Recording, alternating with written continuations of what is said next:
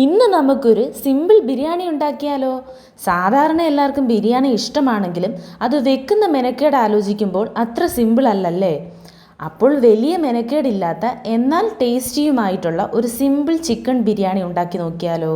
അപ്പോൾ വരൂ.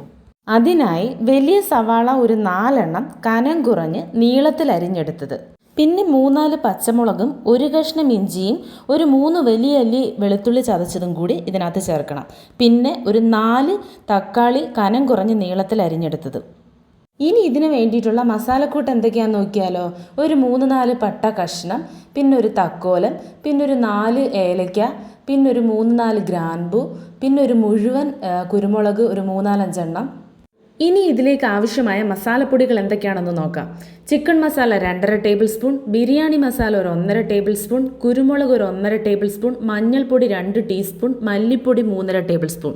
ഇനി ഈ പറഞ്ഞ മസാലപ്പൊടികളും മസാലക്കൂട്ടും എന്ന് പറയുമ്പോൾ ഗ്രാമ്പു, ഏലയ്ക്ക, തക്കോലം, പിന്നെ കുരുമുളക്, അതിനെയാണ് മസാലക്കൂട്ടെന്ന് ഉദ്ദേശിച്ചത്. ആ മസാലക്കൂട്ടും തക്കാളി, പിന്നെ ഇഞ്ചിയും പച്ചമുളകും വെളുത്തുള്ളി ചതച്ചതും സവാളയും മല്ലിയിലയും പുതിനയില നുറുക്കിയതും, പിന്നെ ആവശ്യത്തിന് ഉപ്പും കൂടി ഈ കഴുകി മാറ്റി വെച്ചിരിക്കുന്ന ചിക്കനിലോട്ട് ഇട്ട് കൊടുക്കണം.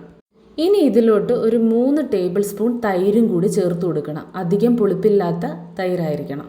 പിന്നെ കുറച്ച് വെളിച്ചെണ്ണ, ഒരു 2-3 സ്പൂൺ വെളിച്ചെണ്ണയും കൂടെ ഒഴിച്ചു കൊടുക്കണം. ഒരു സ്പൂണോളം നെയ്യും കൂടി ചേർത്ത് കൊടുക്കണം. എന്നിട്ട് ഇവയെല്ലാം കൂടെ കൈകൊണ്ട് നന്നായി തിരുമ്മണം.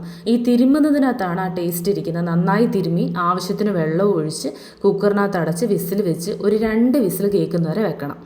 അപ്പോൾ ആ സമയം കൊണ്ട് നമുക്ക് നമ്മുടെ റൈസും കൂടി തയ്യാറാക്കിയാലോ? ഇനി സ്റ്റൗ ഓൺ ചെയ്ത് ഒരു പാത്രം വെച്ച് കൊടുത്ത് അതിലേക്ക് ഒരു 3 ടേബിൾ സ്പൂൺ വെളിച്ചെണ്ണയും ഒരു 2 സ്പൂൺ നെയ്യും കൂടി ചേർത്ത് അത് നന്നായിട്ട് ചൂടായി വരുമ്പം അതിലേക്ക് മസാലക്കൂട്ടായിട്ടുള്ള സാധനങ്ങൾ ഇട്ട് കൊടുക്കണം. ഇതിലേക്ക് ഇട്ട് കൊടുത്തിരിക്കുന്ന മസാലക്കൂട്ടെന്ന് പറയുമ്പം നമ്മൾ നേരത്തെ ചിക്കൻ മസാലയ്ക്ക് എടുത്ത അതേ മസാലക്കൂട്ട് തന്നെയാണ്. പിന്നെ ഇതിനകത്ത് നമ്മൾ എക്സ്ട്രാ ആയിട്ട് ചേർത്ത് എന്തോന്ന് വെച്ച് കഴിഞ്ഞാൽ ബേ ലീവ്സ് ആണ്. ഒരു 3 വഴണയില, അതാണ് ഈ ബേ ലീവ്സ് എന്ന് പറയുന്നത്, അതും കൂടെ ചേർത്തിട്ടുണ്ട്. ഇനി ഈ വെളിച്ചെണ്ണയിലും നെയ്യിലോട്ടും നമ്മൾ കഴുകി അളന്ന് വെച്ചിരിക്കുന്ന അരിയും കൂടി ഇട്ട് കൊടുക്കണം. എന്നിട്ട് തവി കൊണ്ട് നന്നായി ഇളക്കി കൊടുക്കണം. അത് ഇളക്കിയതിന് ശേഷം 1 ഗ്ലാസ് അരിക്ക് 1.5 ഗ്ലാസ് വെള്ളം എന്നുള്ള രീതിയിലാണ് ഞാൻ എടുത്തിരിക്കുന്നത്. ഞാനിവിടെ ബസ്മതി റൈസാണ് എടുത്തിരിക്കുന്നത്. പിന്നെ ഒരു ചെറിയ നാരങ്ങ പിഴിഞ്ഞതും കൂടി ഈ അരിയിലോട്ട് നമ്മൾ ഇട്ട് കൊടുക്കുന്നുണ്ട്. അതായത് റൈസുകൾ തമ്മിൽ ഒട്ടിപ്പിടിക്കാതിരിക്കാൻ വേണ്ടിയിട്ടാണ്. ഇനി ഈ സമയം കൊണ്ട് നമുക്ക് ബിരിയാണി ഗാർണിഷ് ചെയ്ത് ലാസ്റ്റ് സെറ്റ് ചെയ്യാൻ വേണ്ടിയിട്ട് നമുക്ക് കുറച്ച് സവാള അത് നന്നായിട്ട് മൊരിയിച്ചെടുക്കാം.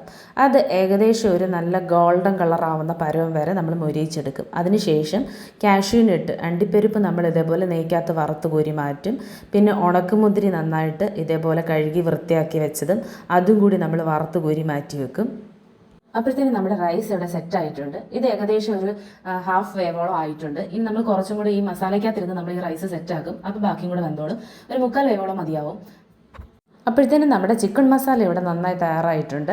അതിലേക്ക് നമ്മൾ മല്ലിയിലയും പുതിനയിലയും കൂടെ നുറുക്കിയതും പിന്നെ നമ്മൾ വറുത്തുകൂരി മാറ്റി വെച്ചിരിക്കുന്ന സവാളയും കൂടി ഇട്ട് കൊടുക്കും. എന്നിട്ട് ഒരു തവി കൊണ്ട് നന്നായി ഇളക്കി യോജിപ്പിക്കണം. എന്നിട്ട് ഇതിനകത്ത് ഊറി വരുന്ന ആ ഗ്രേവി നമ്മൾ കുറച്ച് മാറ്റി വെക്കും. അത് നമ്മൾ റൈസ് ഫില്ല് ചെയ്യുന്നതിൻ്റെ ഇടയ്ക്ക് നമ്മൾ സ്പ്രെഡ് ചെയ്ത് കൊടുക്കാൻ വേണ്ടിയിട്ടാണ് ഈ മാറ്റി വെക്കുന്നത്. ഇനി നമ്മുടെ റൈസ് ഈ ചിക്കൻ്റെ ഗ്രേവിയിലോട്ട് ലെയറായിട്ട് ഇട്ട് കൊടുക്കുക. ഓരോ ലെയറും ഇട്ട് കൊടുത്തതിന് ശേഷം നമ്മൾ ആ മാറ്റി വെച്ചിരിക്കുന്ന ഗ്രേവി ഇല്ലേ, ആ ഗ്രേവിയും കൂടെ ഇങ്ങനെ സ്പ്രെഡ് ചെയ്ത് കൊടുക്കണം. അങ്ങനെ ഓരോ ലെയറിലും ഇടയിൽ ഇങ്ങനെ ഗ്രേവി സ്പ്രെഡ് ചെയ്ത് കൊടുത്തതിന് ശേഷം ലാസ്റ്റ് നമ്മൾ വറുത്തുകോരി മാറ്റി വെച്ചിരിക്കുന്ന സവാളയും കിസ്മസും അണ്ടിപ്പരിപ്പും പിന്നെ പുതിനയിലയും മല്ലിയിലയും ഇതെല്ലാം കൂടെ സെറ്റ് ചെയ്ത് ഒരു തവി കൊണ്ട് നന്നായിട്ട് സെറ്റ് ചെയ്തതിന് ശേഷം അടപ്പെടുത്ത് അടച്ച് വിസിൽ വെച്ച് ഒരു മീഡിയം ഫ്ലെയിമിൽ ഒരു 15 മിനിറ്റോളം വെക്കണം. അപ്പം നമ്മുടെ ബിരിയാണി ഇവിടെ റെഡിയായി കഴിഞ്ഞിരിക്കുന്നു. എല്ലാവരും ഇത് ട്രൈ ചെയ്ത് നോക്കുക.